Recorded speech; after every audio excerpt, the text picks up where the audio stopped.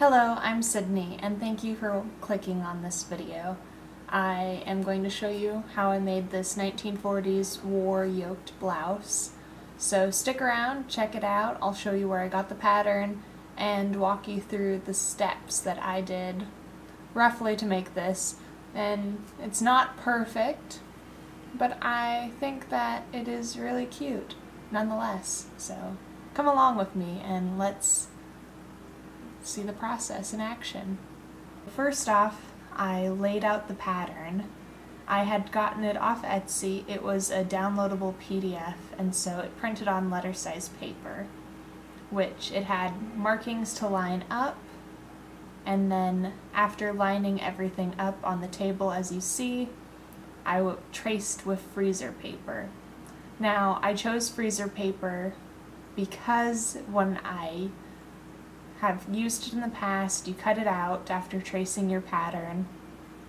You can iron the wax side to the fabric and it will stick, so that way it's easier to cut. You don't have to use as many pins, and it just generally works well, and you can reuse that ironing multiple times. I've never had an issue. I've done it for this project now. I've done it for pin cushions and other small handwork. And it just generally works quite well. And so I'll be showing you where I got it on Etsy. So I have been working on reproduction patterns a little bit, and this one caught my attention on Etsy when I was scrolling. It just seemed cute, it seemed easy. So when I was searching,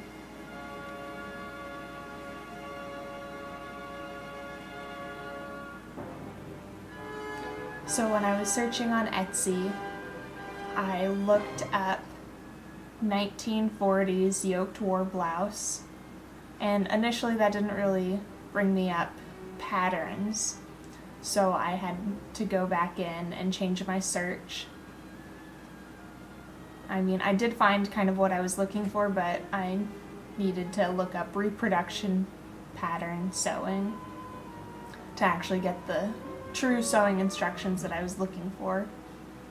And to find this one, you can just look up 1940s yoked war blouse reproduction pattern sewing. And I found one through a seller called My Vintage Wish.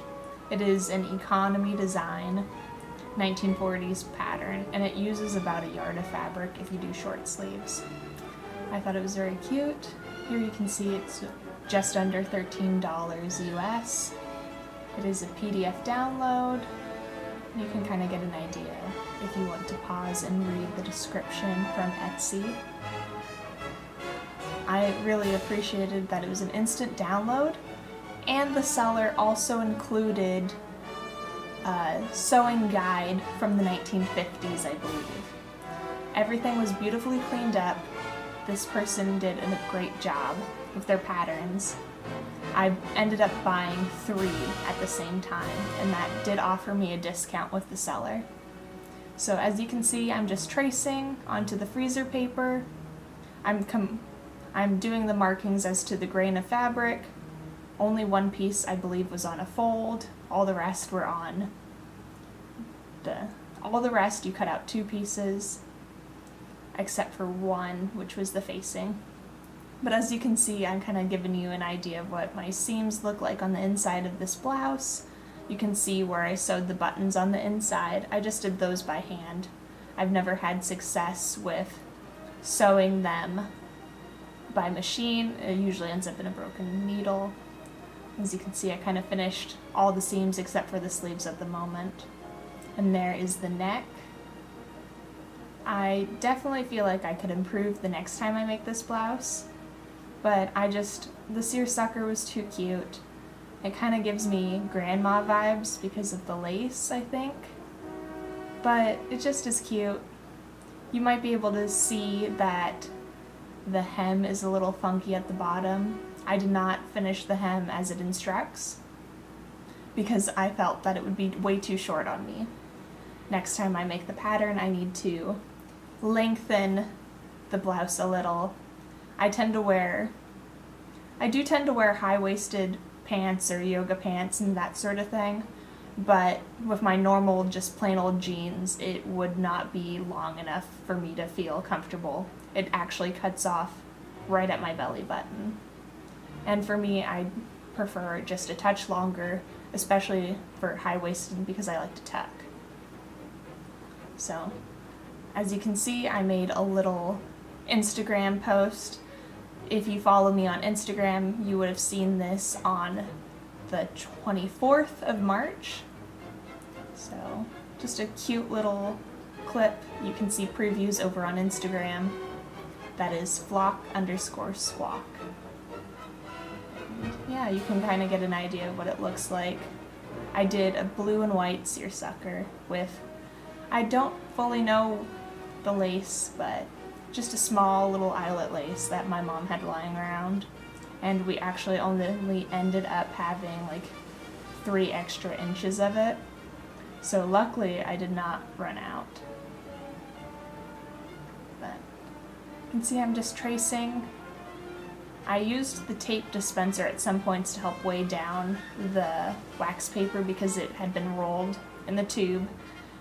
And as you can see, I'm breaking up what I had taped, so that way I can stick it back in my binder. And if you look in the background, you might be able to notice the TV playing in the reflection of the window. If you want to know, I was watching Golden Girls. I'm currently in season 2. I finished like episode 15, and it's been one of my quarantine projects now. The first show that I watched to completion for quarantine was The Simpsons. So, as you can see, now I'm cutting out all my pattern pieces. It's not very interesting. It's just cutting along the trace lines I made. Now, this pattern did come in just the 36-inch bust, and if you're better at sewing or apparel garmentry, you might be able to actually increase or decrease the sizes needed. But for me, that actually produced a fit that I'm comfortable with. It's not overly tight, it's not too loose. I can easily get it on and off without worry. And yeah, I do feel like there is room for improvement if I am to get better at sewing or if it was a different fabric. But overall, I'm pretty happy with it.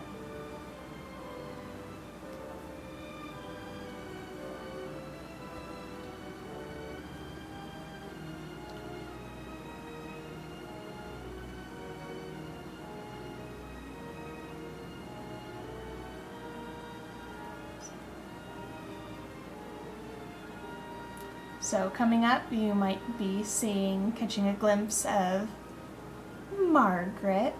She is a calico kitten. She's 2 years old, and she just is a middle child of sorts. She always is looking for attention. She actually stayed on the chair with me. I'm only sitting on half of it in these scenes because she is right there behind me. I just sort of nudged a spot for myself, but she stayed there. She really loves to sit in my lap while I work or try and nudge her way in.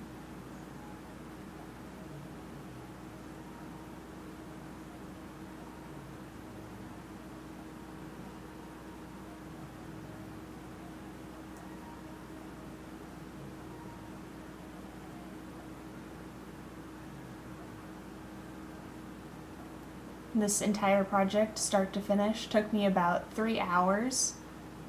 And then currently I'm still working on editing, but this video so far has taken almost 3 days, and there you can catch Margaret still on the chair, thinking it's her spot, watching me work.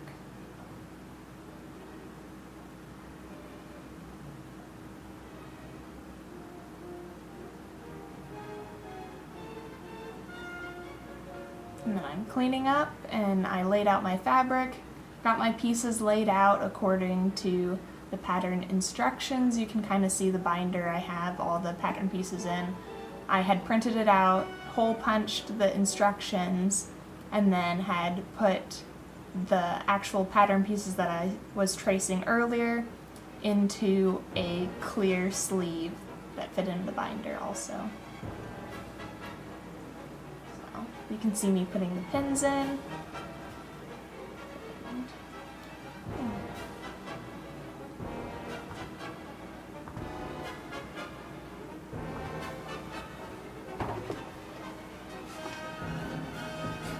So yeah, you can just see me pin.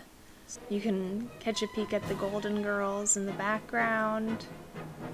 So overall, this took about 3 hours to sew, cut, and everything. And probably 2 days of just 1 day of cutting and everything. I could have whipped it out in 1 day, but I chose to split it up into 2. Especially with filming the process, I only have 1 battery for my camera. I have ordered a couple more, but I'm still waiting. They are back ordered currently. But if you want to see the write-up or anything else from me, I have flockandsquawk.com.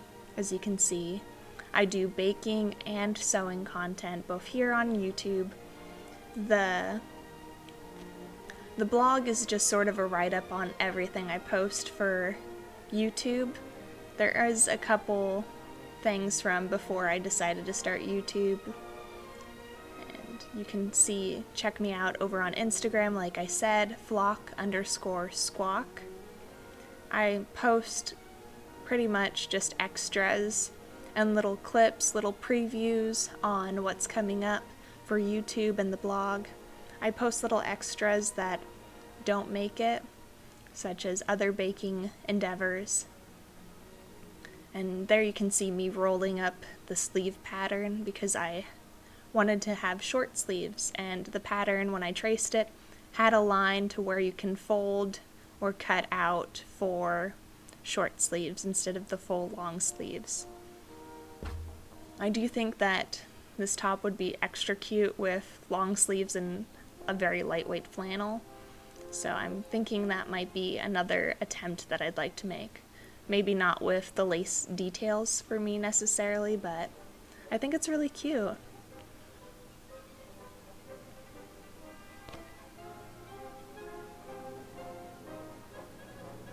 And here you can see those lace details. I kind of chose a shiny button. It kind of almost has like a pearl kind of feel to it. You can see there that I kind of butchered part of the collar. It doesn't really bother me too much, but it's something that I'd look out for when you are sewing this. It's something that I'll definitely be looking to improve next time I attempt this pattern or any pattern with a collar. And you can definitely tell that the hem at the bottom is really funky, but because it is so short already, I wasn't ready to attempt to cut it further shorter. My mom suggested that I get a wide eyelet lace that kind of goes with the one down the front and along the collar, something that's like a couple inches wide, maybe 4 inches, to trim the bottom with, so that way I can fix the hem and also add the length that I personally am looking for. But that is something I'll be doing in the future. It's not something I've gotten to yet. So you can kind of just watch how I cut, and then it's so easy to get distracted while you are working with the TV on. I'm just happy that I took it kind of slow and that I didn't butcher anything on accident. I love to sew with a group, go to quilting like retreats. I am a quilter first, and now I'm just sort of getting into sewing clothing. And at quilting retreats, it's so easy to get distracted talking and chatting and not actually getting your project done. But that is also so great to get help with your projects. And I definitely recommend finding a mentor or someone in your life who has sewn before. But YouTube is a fantastic place also. I really enjoy looking up. I like to read the patterns first, and then I like to go ahead and figure out what everything means. So as you can see, I sewed the gathers. Now I'm sewing the yoke onto the front. I took out the gathers after I firmly pressed. I'm not sure about that because it doesn't say anything in the pattern, but I figured it's pressed, it's sewed, it's good enough. And then you can see I'm sewing the center front that the buttons go on. I did sew the lace in between. I had to speed this part up quite a bit, or else this video would be still 40 minutes. But you can see I cut the slit down the front. I'm just zipping away, did the sides, did the shoulder seams. My camera battery had died, so I did finish those seams off camera. There's the collar. I snipped the edge because it's supposed to be curved, and it's kind of a pain. It didn't really turn out the cute scalloped, but I think it might also be the lace obscuring it, and there is no facing for it. There's a facing for the neck hole, but there's no stabilization in the actual collar. So I just zipped away. I had tea. You can tell it's a day 2 because I'm wearing a different sweatshirt. But yeah, this project was really fun. You can see it on Judy for a brief second, but then was having an issue with the collar. Then just zip right through it. And then I had finished those seams off camera, and here I am starting on the sleeves.